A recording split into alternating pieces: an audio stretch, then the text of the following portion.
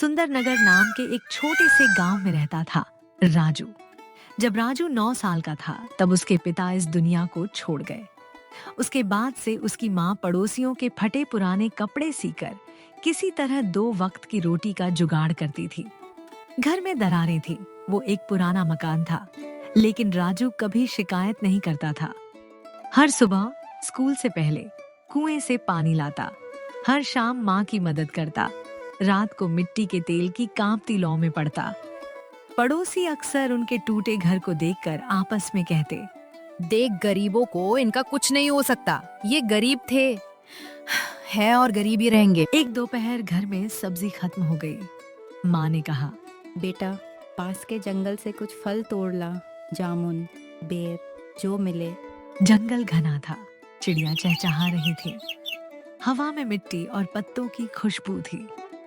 राजू आगे बढ़ता गया, तभी अचानक उसके कदम रुक गए। सामने खुली जगह में एक पेड़ खड़ा था।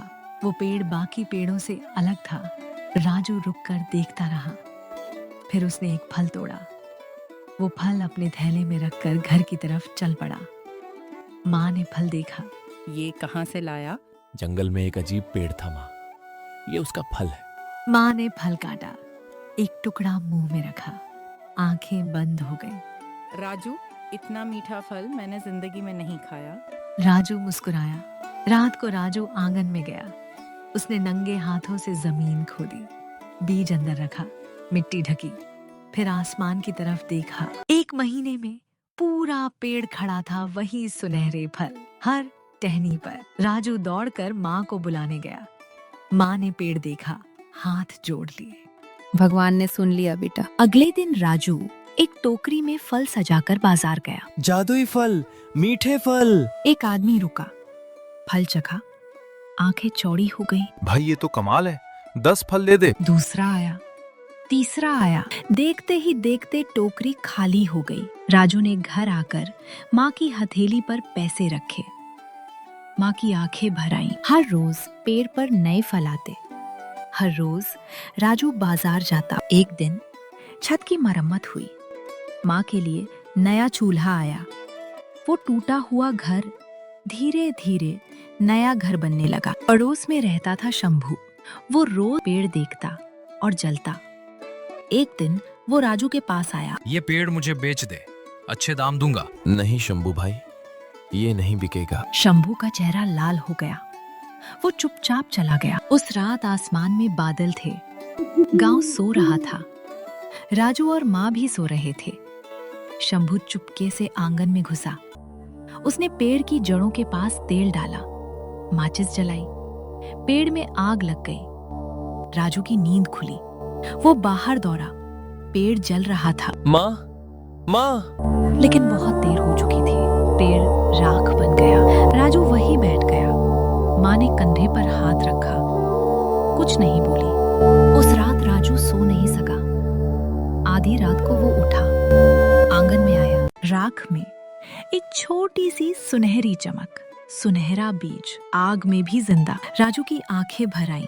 वो आंसू दुख के नहीं थे। राजू पानी लाया, जमीन खोदी, बीज रखा, मिट्टी ढकी। हफ्तों के बाद पेड़ आया, फल आए। राजू फिर बाजार में फल बेचने लगा। दुकान चलने लगी थी, पैसे आ रहे थे। लेकिन एक रात राजू माँ से बोलता है, मैं चाहता हूँ कि गांव के और लोग भी इससे कमाएं। माँ की आंखों में चमक आ गई। बेटा तू वाकई बड़ा हो गया है। अगले दिन राजू ने गांव के 5 गरीब परिवारों को बुलाया। रमेश, जिसके पास खेत तो था लेकिन बीज नहीं।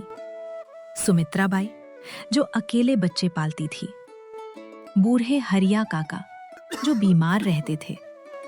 छोटू, राजू का दोस्त, जो पढ़ना चाहता था लेकिन फीस नहीं थी।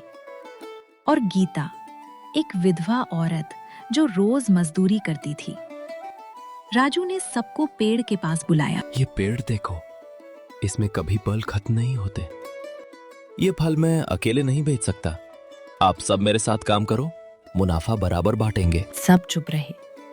राजू ये तेरा पेड़ है, तू ये हमारे साथ क्यों बांटना चाहता है? राजू मुस्कुराया। क्योंकि इस पेड़ ने मुझे सिखाया, अकेला पेड़ जंगल नहीं बनता। टीम बनी। रमेश फल तोड़ता, सुमित्रा बाई टोकरी सजाती, छोटू दूसरे गांव में जाकर बेचता, गीता हिसाब रखती, हरिया काका पेड़ की देखभाल करते और राजू सबको जोड़कर रखता। हफ्ते भर में 2 गांव में फल पहुंचने लगे। शंभू ये सब देख रहा था। शंभू का दिल जलने लगा। वो एक दिन राजू के पास आया, इस बार माफी मांगने नहीं। राजू, ये पेड़ सरकारी जमीन पर है। मैंने पटवारी से बात कर ली है, इसे उखाड़ना होगा। राजू का चेहरा पीला पड़ गया।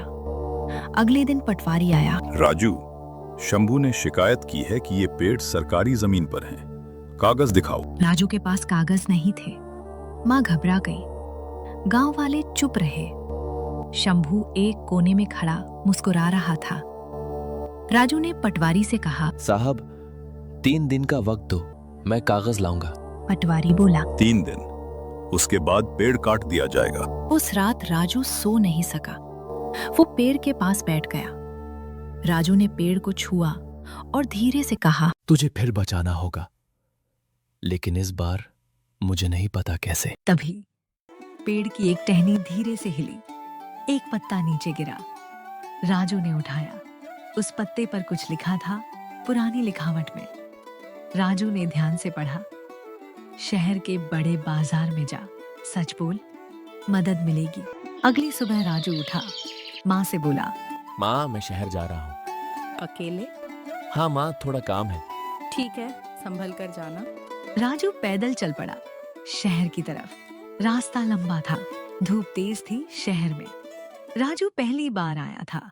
बड़ी बड़ी दुकानें, भीड़, शोर। वो एक बड़े फल के व्यापारी की दुकान पर गया, सेठ मनीराम। राजू ने अपनी पूरी कहानी सुनाई, पेड़ के बारे में, जादुई फलों के बारे में। सेठ मनीराम हंसा। लड़के, जादुई पेड़, ये बच्चों की बातें हैं। राजू ने थैले से एक फल निकाला। सेठ ने देखा, फल कुछ अलग था। सेठ ने एक टुकड़ा खाया। फिर सेठ ने धीरे से कहा, ये तो मैंने जिंदगी में नहीं खाया। राजू, तेरी जमीन के कागज ले और मेरे साथ चल। मेरा दोस्त वकील है। राजू और सेठ दोनों वकील के पास गए और कागज दिखाए। ये जमीन तेरी माँ के नाम पर है। शंभू का दावा बिल्कुल झूठा है। कल पटवारी के सामने मैं खुद चलूंगा। राजू की आंखें भर आईं। आप मुझे जानते भी नहीं, फिर क्यों मदद कर रहे हो? सेठ मुस्कुराया। क्योंकि जो इंसान सच बोलता है, उसकी मदद करना फर्ज है।